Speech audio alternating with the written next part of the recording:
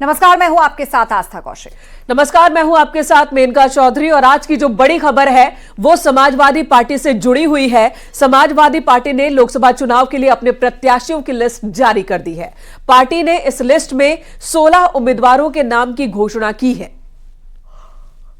सपा ने अखिलेश यादव की पत्नी डिंपल यादव को मैनपुरी से चुनावी मैदान में उतारा। इसके अलावा पार्टी ने संभल से शफीकुर रहमान बर्क को टिकट दिया। समाजवादी पार्टी ने संभल से शफीकुर रहमान बर्क को, फिरोजाबाद से अक्षय यादव को, मैनपुरी से डिंपल यादव को तो एटा से देवेश शाक्य को उम्मीदवार बनाया।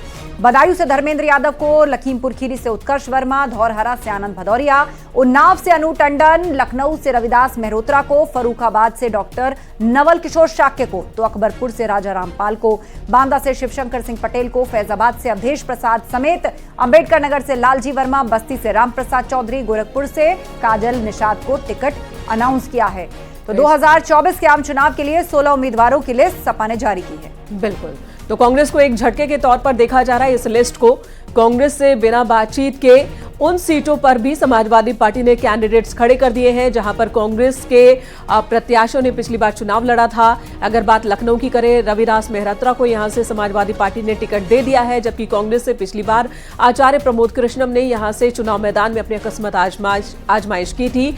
वहीं ये जो 16 की लिस्ट है, बदायूं से धर्मेंद्र यादव एक बार फिर से चुनाव मैदान में होंगे समाजवादी पार्टी की ओर से। वहीं डिंपल यादव जो मैनपुरी से सांसद हैं, उनको एक बार फिर मैनपुरी से ही चुनाव मैदान में समाजवादी पार्टी ने उतारने का मन बना लिया है, ऐलान कर दिया है।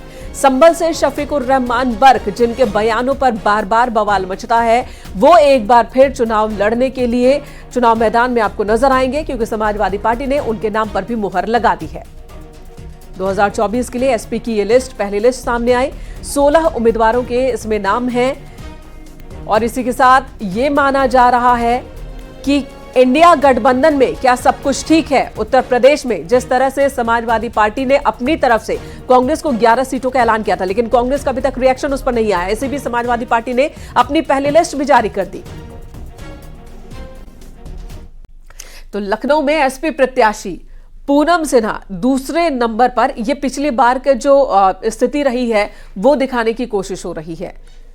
तो आज की अगर हम बात करें, समाजवादी पार्टी ने 16 उम्मीदवारों की एक लिस्ट जारी कर दी है और उस लिस्ट के आधार पर ये देखिए 2019 का क्या सिचुएशन था उस वक्त, क्या तस्वीरें थी, वो भी हम ग्राफिक्स के जरिए आपको दिखा रहे हैं।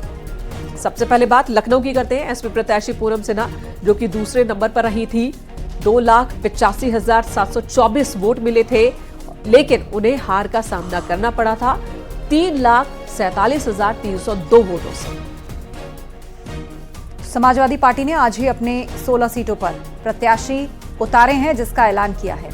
और अब उन्नाव, उस सीट पर भी सपा ने अपने प्रत्याशी को घोषित किया है, लेकिन 2019 में अन्ना महाराज मैदान में थे और हारे थे। 4 लाख से ज्यादा वोटों से वो हार गए थे। कुल 3 लाख से ऊपर वोट उनको मिले थे और हार का अंतर बहुत ही बड़ा था। 4 लाख से ज्यादा हार का मार्जिन था। अन्ना महाराज उन्नाव से सपा के सिंबल पर मैदान में और वो चुनाव हार गए थे। और अन्नू टंडन कांग्रेस के उम्मीदवार थी इसी सीट पर। अब बात फिरोजाबाद की कर लेते हैं। फिरोजाबाद में अक्षय यादव दूसरे नंबर पर रहे थे 2019 में। उन्हें 4,67,038 वोट मिले थे, लेकिन हार गए थे महज 28,781 वोटों से। वो भी तब जब चाचा शिवपाल यादव इसी सीट पर तीसरे नंबर पर रहे थे, जिन्हें 91,000 से ज्यादा वोट मिले थे। और ऐसे में अगर उस वक्त चाचा शिवपाल और समाजवादी पार्टी एक रहती तो शायद यहां पर अक्षय यादव जीत जाते, लेकिन पिछली बार उन्हें हार का सामना करना पड़ा था। फिरोजाबाद से तब कांग्रेस ने भी अपने प्रत्याशी को चुनाव मैदान में उतारा था, लेकिन दूसरे नंबर पर तब समाजवादी पार्टी थी। और धर्मेंद्र यादव दूसरे नंबर पर एसपी प्रत्याशी। 2019 का नतीजा, एटा की बात करें तो देवेंद्र यादव को कुल 4 लाख से ज्यादा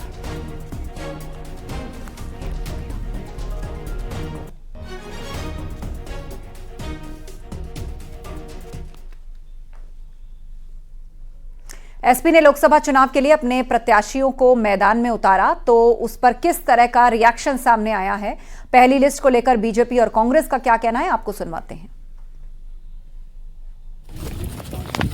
समाजवादी पार्टी ने 1 लाख चलो अभियान के तहत अपनी सूची जारी कर दी। इससे पहले उन्होंने कांग्रेस पार्टी के 11 उम्मीदवार लड़ेंगे ये भी घोषित कर दिया था, जिसको कांग्रेस पार्टी ने अब तक स्वीकार नहीं किया है। समाजवादी पार्टी जिस तरह से एक तरफा फैसले ले रही है, ये स्पष्ट है कि उत्तर प्रदेश में अब किसी अलायंस की कोई गुंजाइश बची नहीं है।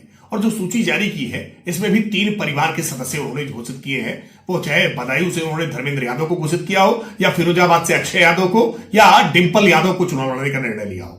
ये परिवार से बाहर सोच नहीं पाते हैं। और शफीकुर रहमान बर्क 93 वर्ष के पुराने बुजुर्ग जो लगातार बयानबाजी करते हैं, उनको फिर टिकट थमाया है। ये स्पष्ट है, ये वही सपा है जिस सपा ने 3 सीटें पिछली बार लोकसभा के चुनाव में जीती थी। इस बार साइकिल की पैडल मारने लायक कोई 2024 का चुनाव लोकसभा का राष्ट्रीय चुनाव है। पूरा देश ये बात जानता है कि भारतीय जनता पार्टी के सामने विकल्प के रूप में कांग्रेस पार्टी है। तो ऐसे में क्षेत्रीय दलों को भी इस बात को समझना होगा कि 2024 के चुनाव में बिना कांग्रेस के या बिना कांग्रेस को साथ लिए वो किस तरीके से अपनी बात लोगों के बीच में रखेंगे, ये बात महत्वपूर्ण है। दूसरा, कांग्रेस पार्टी श्री राहुल गांधी जी के नेतृत्व में, मल्लिकार्जुन खड़गे जी के नेतृत्व में लगातार जनता के मुद्दों को उठा रही है।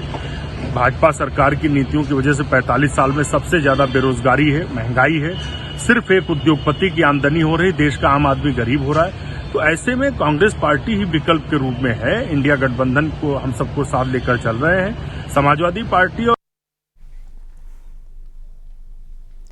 एसपी ने लोकसभा चुनाव के लिए अपने प्रत्याशियों की लिस्ट जारी कर दी है। पार्टी ने इस लिस्ट में 16 उम्मीदवारों के नाम का ऐलान किया।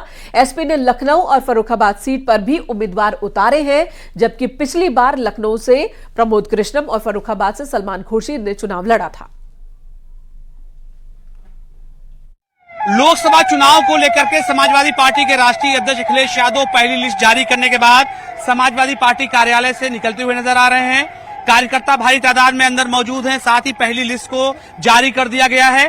पहली लिस्ट में कुल 16 प्रत्याशियों के नाम दिए गए हैं। खास तौर से पहली लिस्ट की चर्चा इसलिए भी हो रही है क्योंकि कई सारी ऐसी सीटें हैं जिस पर कांग्रेस ने अपना दावा पेश किया था। उन सीटों पर भी समाजवादी पार्टी ने अपने प्रत्याशी उतारे हैं। उनमें खास तौर से धौरहरा, लखीमपुर खीरी, उन्नाव, लखनऊ और फर्रुखाबाद की सीट है। फिलहाल समाजवादी पार्टी बैकफुट पर रह करके इस चुनाव को नहीं खेलना चाहती है, बल्कि फ्रंट फुट पर आकर के कांग्रेस का मुकाबला करना चाहती है। यानी कि समाजवादी पार्टी अब ये नहीं चाहती है कि पश्चिम बंगाल और बिहार में तमाम घटनाक्रम के बाद वो कहीं से भी चुनाव में पीछे नजर आए। कैमरा पर्सन रवि के साथ अलाउद्दीन, न्यूज़ 18, लखनऊ। और यहां रुकेंगे एक ब्रेक के लिए। खबरों का सिलसिला जारी है।